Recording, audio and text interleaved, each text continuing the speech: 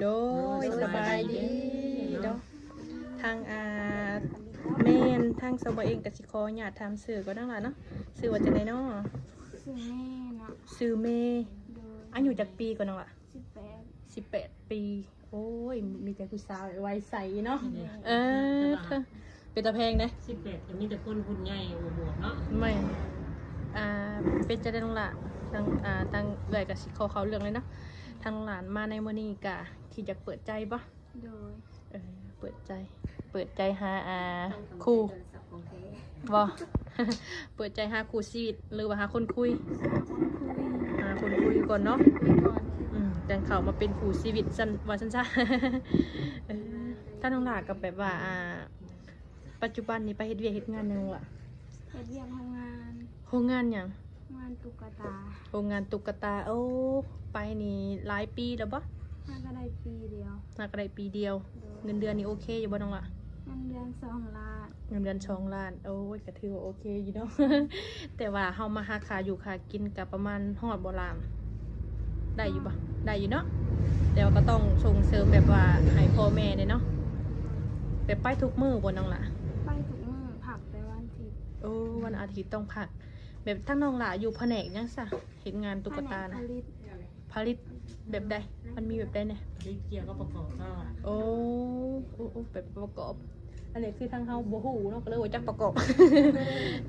ก็ถือว่าโอเคน้องล่ะเนาะก็คือทางน้องล่ะก็เลยมื้อนี้ก็เลยหยุดเนาะเป็นวันอาทิตย์เนาะก็เลยออกมาให้ทางเอื้อยสัมภาษณ์ก็คิดว่าเปิดใจหาคนคุยคนโอ้คนลมเนาะคิดทางน้องก็มีสเปคอยู่บ่เป็นของตัวเองผู้บ่าวนี่มีสเปคเป็นของตัวเองอยู่บ่เนี่ยได้มักแบบได้ผู้บ่าวมักคนต้นรุ่นอ้ายตัวใหญ่กว่าโอ้เฮาต้องสูงกว่าน้ำหนักหรือว่าความสูงของน้องล่ะเท่าใดซะความสูง155น้ำหนักน้ำหนักบ่ฮู้บ่ได้ติดเนาะฮู้แต่ความสูงเนาะน้องล่ะเนาะเฮาต้องเอาเพิ่นใหญ่กว่าหรือว่า1.65 บ่หรือว่า1.70นั่นล่ะเนาะทางเฮาก็ต้องมักแบบว่าเพิ่นเป็นผู้นำหรือว่าเพิ่นเป็นรุ่นอ้ายเนาะประมาณจักปีขึ้นไปน้องล่ะเอา20ขึ้นไปขึ้นเนาะเอา20ขึ้นไปก่อน65รับได้บ่น้องล่ะได้คันว่า20ขึ้นไปนี่ทางเฮานี่คือสิบ่ค่อยมีดอกทางนี่เฮาเนาะส่วนหลายประมาณ30ขึ้นไปน้องล่ะ35ขึ้นอัน FC ทางอันก็เอื้อยเนาะเนี่ยก็เว้าบ่ได้บ่ได้เบิ่ง YouTube เนาะ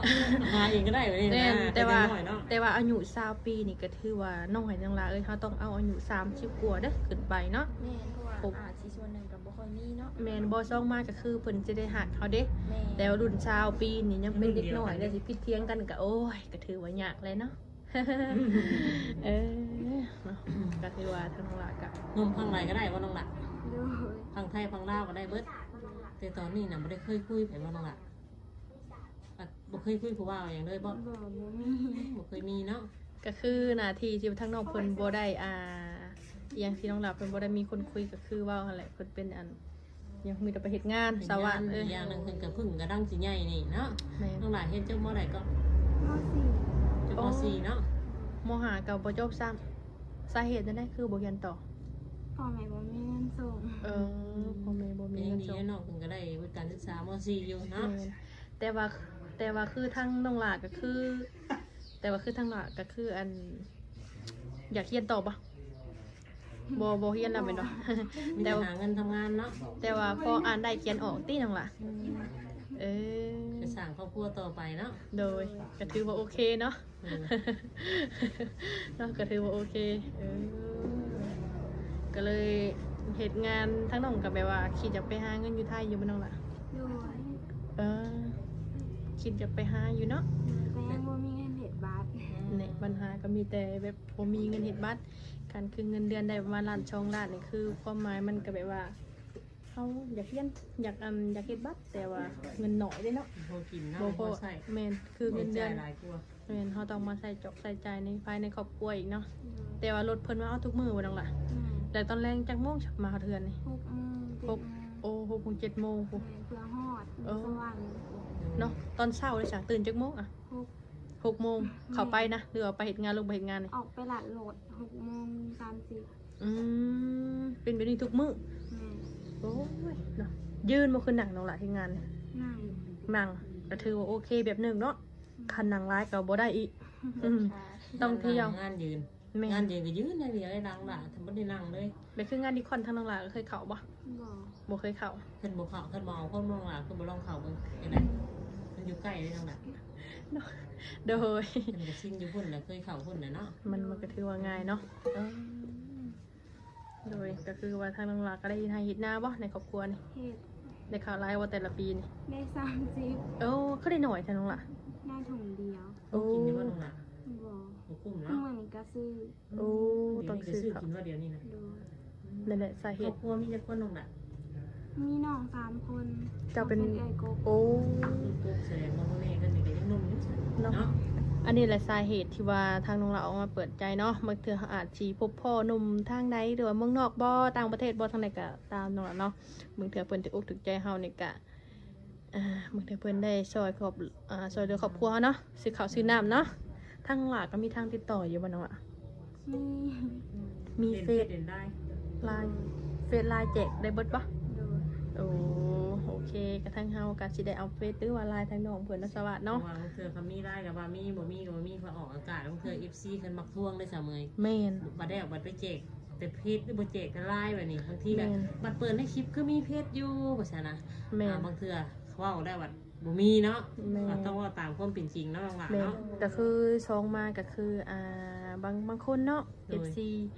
เบิ่งแต่คลิปที่8เดือนที่แล้วก็มาขอเฮายอมเด้อตัวนี้เนาะบ่แม่นคือ ปิ้นใจ แม่น ไป บิด เนาะ ใจเด้อเพิ่นมีครอบครัวแล้วสิ ต้องมึง บ่ได้ ในภายในเดือนนี้นะมีโอกาสเนาะ แม่ ถ้าเบิ่งคลิปเดือนไปแล้วก็แบบปิดใจน้องหลานเลย แม่ เนาะ นอันนี้ก็คือทางน้องหลากก็พร้อมแจกเฟซแจกไลน์เนาะแต่ทางเฮาก็สิเอาเฟซเอาไลน์เพิ่นเกิด FC ทางลาวเฮาก็หลายอยากได้เบอร์ WhatsApp บางคนเพิ่นก็บ่แจกเบอร์ WhatsApp เด้แจกแต่เฟซแต่ไลน์เนาะ นั่นแหละทางทีมงานเนาะก็บ่ค่อยได้เอาเบอร์ แม่น นิ่นๆเป็นดักเนาะ แม่น เบอร์ที่สิบ่ค่อยมีเนาะ ตั้งน้องหลานข่าวกินหน้าแล้วย่อเลยไอ้เสิร์ต ตั้งข่าวกินหน้าแล้วบ่น้องหลานข่าวเศร้าเลยกินแล้วบ่ กินแล้ว กินกับยังมื้อนี้ กินกับข้าวปุ้น เลย เป็นเพิ่น จัง เนาะ พอจังว่าหุ่นเพิ่นจังว่าสวย ดู จังเฟี้ยว เป็นสิบเลยเนาะ เป็นไงน้องหลานสมมติว่าหนุ่มๆมาหักมาแต่งมาขอแล้วน้องหลานนี่สามารถที่จะไปอยู่ไทยไปอยู่หยังเพิ่นก็ได้ว่าไปอยู่ อันนี้ยังบ่ ยังบ่ฮู้เรื่องอนาคตเนาะ โด ว่าย สิไปได้หรือบ่เนาะเฮาก็ยัง ต้อง บ่ฮู้เนาะ ถามพ่อแม่เนาะ โดย สิ่งสำคัญก็ต้องถามพ่อแม่ก่อนเนาะ เป็นตกลง เพราะว่าเฮาสิปรับปรับไปแล้วก็บ่ได้เนาะบางเทื่อคือหนุ่มๆเพิ่นมาแล้วเพิ่นอยากมาลิ้นมาหัวมาเที่ยวน้องหลานก็สามารถหับเพิ่นได้บ่อู้ยุ่งไหน มาได้ มาได้อยู่เนาะ มีตันหัดเนาะ ก็ต้องบอกล่วงหน้าก็เนาะต้องลองกันเพราะว่าทางน้องเพิ่นก็ไปเฮ็ดเวียกเด้ เออโดยยุงก็หลายเดือนน้องเนาะครบตัด เป็นน้องหลานบ่นี่น่ะ หลายตัวให้นะ เออ เป็นเอง โดยวันนี้ทางน้องลาก็คือเว้าอะไรเนาะ เป็นเนี่ยเนาะ สเปคเพิ่นก็คือเว้าอะไรตามที่เพิ่นเว้ามาเนาะสวัสดีเนาะ โดย ทางน้องเพิ่นก็เป็นคนเว้าบ่เก่งแน่สมมุติว่าได้โอ้ได้ร่มแล้วก็การมันมีคนถึกอกถึกใจทางน้องก็สิยอมแบบปิดคลิปบ่ปิดใจอยู่บ่กับเพิ่น โดย ปิดเนาะทางน้องลาก็เลยแบบเปิดใจครั้งแรกที่ในมื้อนี้นะ แม่ อายอยู่บ่อายกล่อง อายุ หัวอายดักเนาะ ก็มา คนงาม สิ้นเนี่ยเนาะ แม่นทางก็สิมาอัปเดตให้ทางนุ่มๆเบิ่งเป็นแต่ละระยะเนาะสวัสดีเนาะอืม แต่ FC เพิ่นขอร้องมาเนาะหรือว่าให้ไปอัปเดตให้แน่หรือว่าจังใดอยากพูดว่าเป็นอยู่เป็นมาเนี่ยเนาะหรือว่าเพิ่นสั่งปิดใจเลยก็ก็สิได้มาปิดอยู่ได้นี่ ทางน้องลาไปเฮ็ดงานแบบนี้เนาะไปเฮ็ดงานแบบนี้ช่วงแล้วทางนุ่มๆเพิ่นแบบว่าเพิ่นทักแชทมามีทางน้องก็มีเวลาโอ้ลมเพิ่นอยู่ว่าซั่นน้องล่ะ บ่ส่วนหลายมีแต่เรื่องงานมาแต่ในลมเฮาบ่มีเวลา โอ้ถ้าว่าหนุ่มใดสนใจทางน้องเพิ่นก็ต้องเข้าใจตอนนี้เด้อเนาะเพราะว่าทางน้องเพิ่นนี่ก็เป็นสาวโรงงานเนี่ยเพิ่นสิหาเวลาว่างก็คือตอนเพิ่นเลิกงานประมาณตอนกลางคืนนี่ก็จักโมงสินอนน้องล่ะ 8-9 โมง 8-9โมงก็มี บ้างเนาะ แม่นก็มีโอกาสได้ลมอยู่หรือว่าตอนไปเฮ็ดเวียกแต่6 โมงเช้านี่สามารถลมได้เนาะเพื่อฮอดโรงงาน8 โมงก็ถือว่าโอเคอยู่เนาะ อย่างไปนี่น้อยน้องล่ะไปสิลมหลายอายบ่ได้นั่งรถหลายคนเนาะต้อง กินฮอดเด้กินฮอดเด้จังซี่ กินฮอดเจ้าก็บ่ได้เด้อน้องล่ะเนาะ ทางสว่างฝ่ายประสบการณ์มาน้องล่ะก็เลยว่าความจริงเพิ่นมาให้ฟังเพิ่นชาวเพิ่นก็เคยเป็นชาวโรงงานเด้เดี๋ยวเลยลมบ่าวเพิ่น ก็บ่เป็น เพราะฉะนั้นน้องหลาก็มีแต่ว่าหาโอ้เวลาบอกเพิ่นบ้างกับว่าบ่ว่างเนาะ โดย เวลานั้นก็ตอบเพิ่นนำเสียสิว่าเรื่องเทื่อก็แซ่บไปเป็นหยังคือสาวโสดบ่ตอบบ่หยังซั่นซี่ก็เบิ่งคลิปให้จบจังสิฮู้เนาะ แม่น เทื่อเบิ่งบ่จบก็ว่าผู้สาวบ่ตอบ แม่นอันนี้สาเหตุที่ว่าทางหลาเพิ่นอาจสิตอบซ่าแน่หรือว่านานตอบก็ย่อเพิ่นเป็นสาวโรงงานเด้อเนาะก็ต้องเข้าใจเพิ่นว่าพักเบรกนี่น้องหลาพักตอนเที่ยงนี่จักนาทีซะพักผ่อน 10 นาที กินข้าวนี่ได้ กินเผาหาชั่วโมงหนึง ใครอยู่ซะแต่ว่าคือมื้อหนึงนี่เพิ่นให้แบบพักหยังก็พักผ่อนอีหยังนี่ อันนี้ พักเบรกนี่จักเถื่อ เทื่อบ่ฮอด ส คำ อง ช่องเถื่อโอ้เป็นแต่10 นาทีเนาะ 10 นาทีก็คือว่าบ่ได้มีเวลาตอบแชทดอกซ้ำนั้นนะเทื่อก็หิวกินน้ำกินในก็แล้ว แม่ เข้าห้องนอนห้องน้ำก็เข้างานเนาะน้องหลา ว่าได้เลยบางเถื่อมีหนมๆอยู่ฝั่งไทยเนาะสวัสดเนาะเพิ่นอาจสิเศร้าแหละเพิ่นว่าให้น้องหลานอันไปหาเงินอยู่ไทยทางหลักก็สามารถไปได้เนาะ โดย ต้องคิดบัตรก่อนเนาะน้องหลานเนาะโอ้ยนอนยุงกับคุก เพราะว่าทางนอกเพิ่นก็เฮ็ดงานโรงงานก็ต้องเข้าใจอยู่แล้วเนาะ แม่น ถ้าเฮามันพื้นกฎระเบียบก็ขึ้นได้ออกแล้วน้องล่ะ แม่ โดยเนาะบ่เทศนุ่งลายเลยมื้อนี้น้องลายเนาะได้สวัสดจะได้ทานยังน้องเพิ่นอีกสวัสดคนขอนกิน มีแต่ว่าเอาเพจออนไลน์มาแจกให้ทางน้องๆเนาะ โดยแม่นละ สนใจแต่มีแต่ทักไลน์ทีมงานเฮามาจะได้แจกเพราะว่าจะทางคอมเมนต์นี่ก็บอกไลน์เธอแล้วเนาะ แม่นทางคอมเมนต์ทางสิบ่แจก